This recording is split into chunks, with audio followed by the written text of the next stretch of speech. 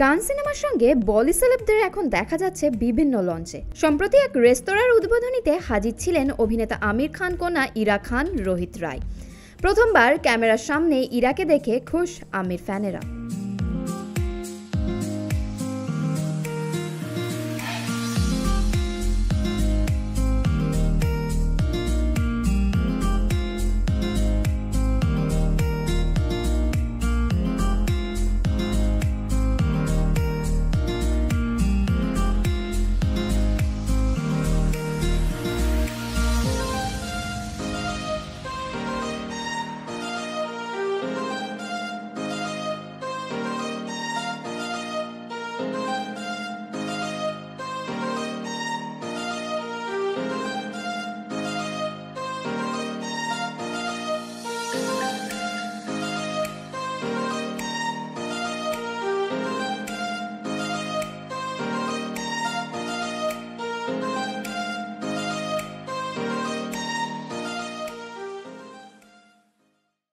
আরও খবরের আপডেট পেতে সাবস্ক্রাইব করুন আমাদের ইউটিউব চ্যানেলটি আর বেল আইকনে ক্লিক করুন নোটিফিকেশনস পেতে।